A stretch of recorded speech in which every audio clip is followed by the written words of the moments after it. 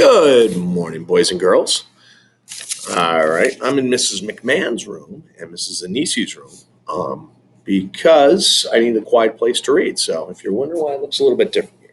All right, so where we left off last, boys and girls, Jason and Catherine were kind of taking a walk. Jason's got his new wheelchair that he can kind of control with joystick.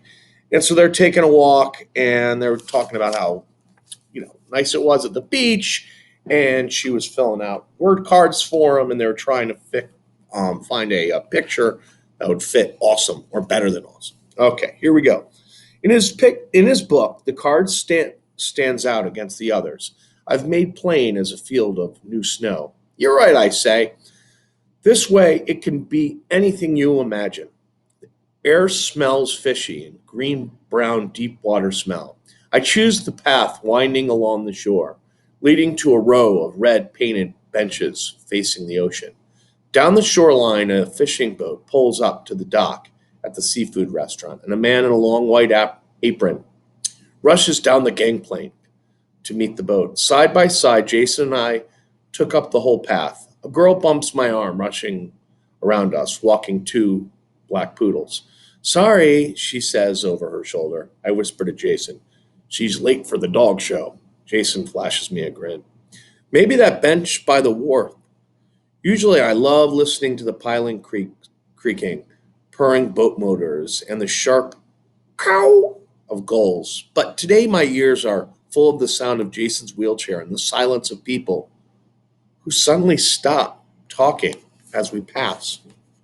A man meets my gaze. He smiles, but I can only nod back, unable to let go the clench in my teeth.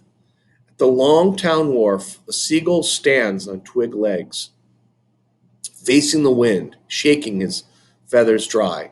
He reaches around to preen his wing as a group of preschoolers lean over the wharf railing, dropping rocks off the side.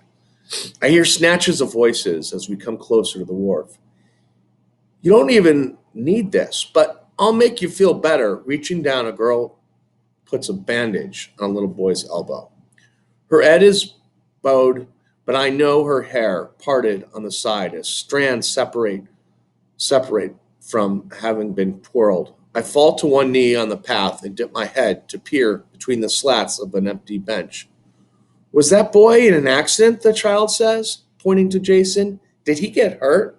I watch Christy startle, looking at Jason. So Christy's there at the beach. She turns away quickly and touches her index finger to the child's lips. Shh, it's not polite to talk about people.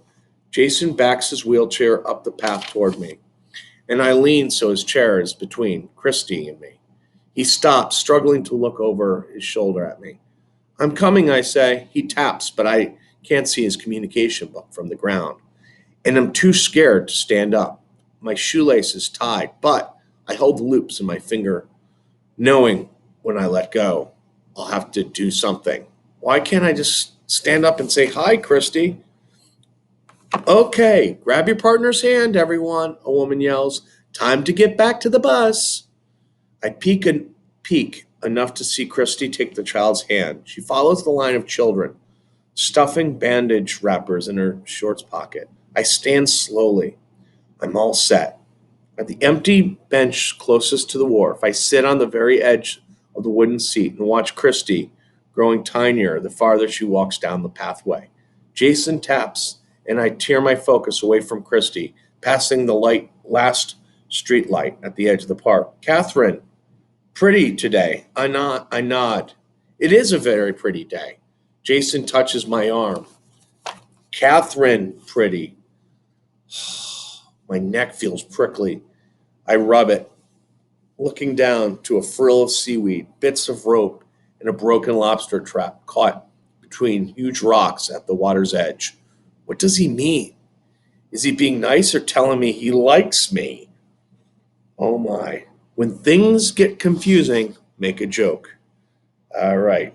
I guess she's feeling confused and uncomfortable. No, I cross my eyes at him. I'm a dork. Jason doesn't smile. We should get back. Speechwoman will be coming out to get you, but Jason doesn't circle his fingers on the joystick. He turns to a new page in his communication book. My birthday party. Do you want to come? The cards sit alone on the page, new and homemade. My birthday party has red and blue balloons and a chocolate brown cake.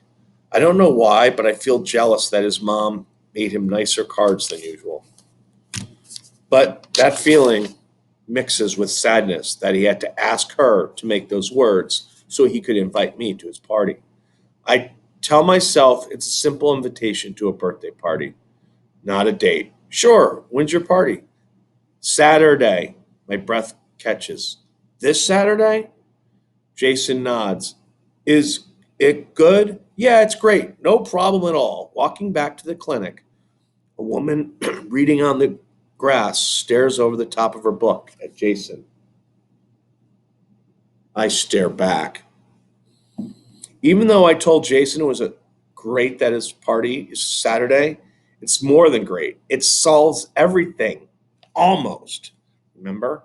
That's when the dance was, and she didn't want to go to the dance. So this might be the excuse that she doesn't have to go to the dance, right? So that's what she might be thinking. I'm not sure. Maybe you can make a prediction. All right, let's see where we go next. All right, and have a wonderful day.